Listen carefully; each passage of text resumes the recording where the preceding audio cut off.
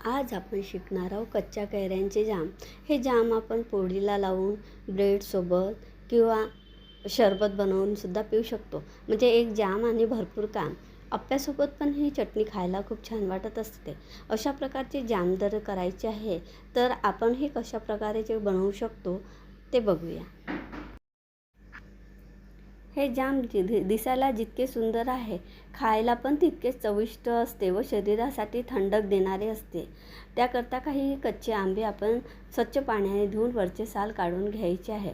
अशा प्रकारे संपूर्ण आंब्याचे साल काढून झाल्यानंतर या आंब्याचे आपल्याला छोटे छोटे काप कापून घ्यायचे आहे. अशा प्रकारचे छोटे छोटे काप कापून घेतल्यानंतर आपल्याला जाममध्ये याचा वापर करायचा आहे. आता जेवढे आपल्या आंब्याच्या कैऱ्या असेल तेवढीच आपल्याला साखर घ्यायची आहे. म्हणजे जर अर्धा किलो आंबे कापून तयार झाले असेल तर अर्धा किलोच आपल्याला यामध्ये साखर घ्यायची आहे. त्याचसोबत थोडा सांबार व 1 वाटी पुदिना घ्यायचा आहे. थोडी जाडसोप अर्धा चम्मच यामध्ये टाकून घ्यायचे आहे. संपूर्ण साहित्य आपल्याला बारीक करून घ्यायचे आहे. गुळाचा यामध्ये वापर होणार नाही. संपूर्ण साहित्य बारीक झाल्यानंतर आपल्याला एका कढईमध्ये हे गरम करायचे आहे. अशा प्रकारची उकळी आली की यामध्ये खायचा कलर टाकायचा आहे. खायचा कलर तुम्ही कुठला पण टाकू शकता, नाही टाकला तरी चालते, पण दिसायला हा जाम छान वाटत असतो.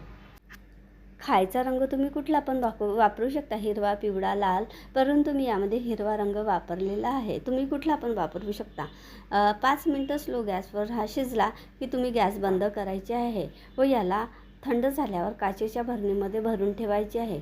अशा प्रकारे तुमचा दीर्घकाळ टिकणारा आंब्याचा जाम तयार होत असतो. झटपट पटापट तुम्ही नक्की करून बघा.